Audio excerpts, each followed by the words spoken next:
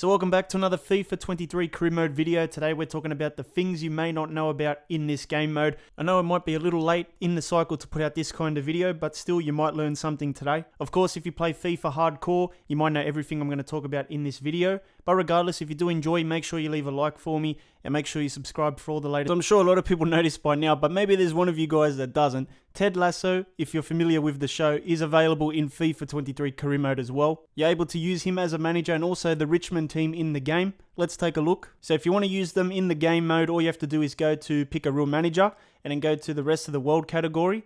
And then right at the end, you'll see Ted Lasso in the corner there. Once you select him, he gets his official outfit as well. And then you can advance that and it will come up with AFC Richmond. Now, of course, if you just want to use Lasso as a manager, you can change teams, or you can use him in Creative Club career mode as well. You can do that. But if you want to use Richmond, you click Advance. Then you would have to swap the team with another team from anywhere in the world that's available in the game. So you can put these guys even in Australia if you wanted to, Argentina. But most people would probably put him in the Premier League or put them in the Premier League. And then you can replace a team that you don't want in the Premier League. So it works like that, obviously. You can even put them in the Champions League if you want. As you can see, do whatever you want there as well. We've even got Zava in the game as well. So if you've watched the latest season, you know who Zava is. And then we've also got Lasso there as the manager. So there you go. So it just works the same as a normal career mode. The squad is full of the Richmond players as well with the official names. I think there's a few player faces as well that are legit. So that's good as well. And if you're bored of career mode, you might want to try this out. You know, the Ted Lasso team, the Richmond team.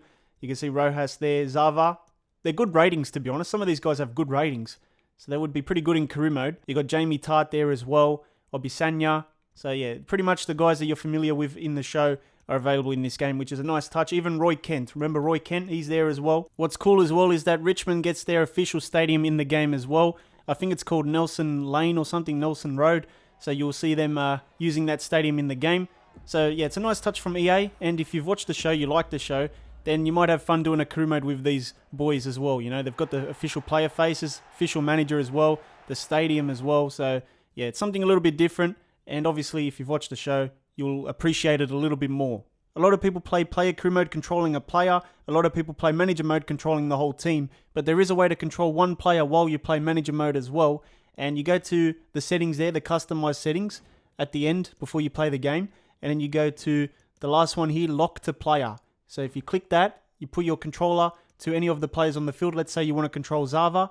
You just click that and then you press done. When you go on the field to play your game, you're only going to be controlling the one player, Zava, the guy that you picked. So this is basically sort of like player career mode under the manager mode section. So if you want to do that, you can. You can lock to player and play it like a normal player career mode. When you get pre-game cutscenes in career mode, obviously you can watch them. But if you don't want to watch them, there is a way to skip them. You can hold down the X. It'll come up with hold to skip. Now, doing the hold to skip method is not the quickest way to skip transitions. You might want to try the L1 and R1 method instead. At any time during these transitions and cinematics, press L1 and R1 at the same time and it skips you straight to the kickoff. So you save a lot of time there. You don't even need to hold to skip. If you kick the ball out and it goes for a throw-in, press L1 and R1, it skips the transition and it takes you straight to the throw-in. So I use it a lot, this L1 and R1, because it saves a lot of time as you play. If you want to speed up post-game interviews, of course you can hold down the X to skip. But you can also press L1 and R1, which is a much quicker way to skip the transitions.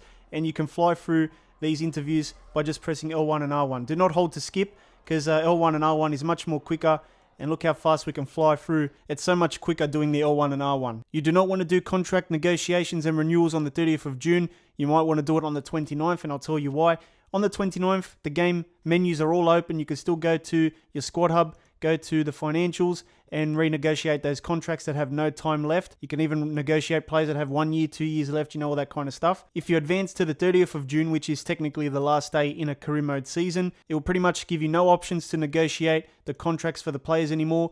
And what you'll see is that a lot of the loans have expired. And if you had any players that had no time left on their contracts, they probably will become free agents on this day as well. So make sure you remember that the 29th of June is really the last proper day in career mode. The quickest way to check if a team has a real stadium in the game is to go to the change team section. And once you come up with this image here, go to the bottom right of this image. It'll say the ground if they have a stadium. So Villa Park, G-Tech Community Stadium, the Amex Stadium, Stamford Bridge, Selhurst Park. They'll come up with the official names, but if they don't have an official ground in the game, it'll say city instead. So you can see that. if we go to PSG, it says the proper name of the ground. If you go to any other clubs that have the generic one, it will just say the city. So that's the quickest way to check if a club that you're interested in has a real stadium in the game. You can put any team you want in a different league in career mode by basically swapping out the teams. Let's say you're in the Premier League and you want to put a club from the rest of the world. Just press the triangle and you can throw in any other club you want into the game. Let's say you wanted to create a European Super League. You can go to any of the top leagues around Europe and then find the club like Juventus or something and swap them into the Premier League so they are a part of the competition. You can do this for every team you don't want in the game. So let's say you go to Germany now, you want to put maybe Borussia Dortmund, you can swap them out. So you can do a whole competition here with the best teams from Europe and put them together in one massive European Premier League. All you need to do is press the triangle and swap the teams over. Did you know that there are secret kickoff emotions you can use in your game? Whenever you concede a goal, you can flick the R stick left, right, up or down to bring out certain emotions from your player that's about to kick off. Take a look at some of these in the background here. As you can see, he's sort of looking angry, a little bit upset. There's different ones depending on which way you flick. Sometimes they're pumping up the team, pumping up the crowd, trying to get some energy into the game. And then you've got the last one here, which is like clapping or something, I don't know. But they're kickoff emotions, and you can see them if you flick the R stick during a kickoff.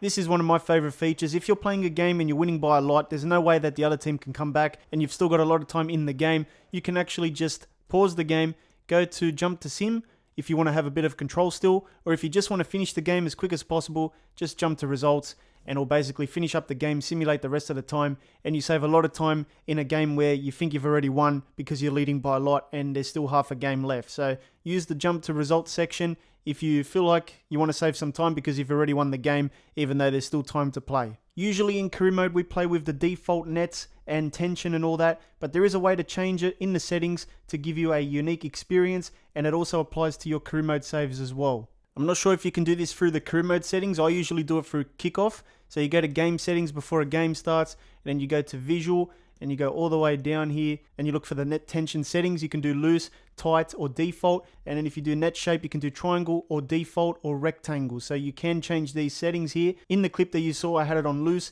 and I also had it on triangle. You can also change the net meshing as well to square or hexagon. So you can change your net settings in career mode. You just have to do it through the settings. A lot of people use this setup page for their difficulty. They set the difficulty based on these tiles here, but there are some extra little things you might want to check out in terms of difficulty in career mode settings. Once you start your save, go to the customize section, go to settings, and also take a look at the difficulty here. We set this up at the start, but there's extra little settings here like competitor mode. If you turn this on, you will face a more challenging opponent that simulates the playstyle of some of the world's best FIFA players. This setting can be only enabled on legendary or ultimate difficulty. There's also player-based difficulty as well that you can turn on or off. If you turn it on, it's basically star players on the CPU AI team. They're going to have enhanced intelligence while they are being controlled. So yeah, make sure you take a look at these settings as well. Don't just stick to the defaults here and keep these things off, because if you're bored of the gameplay, you might want to turn these things on to give it more of a challenge.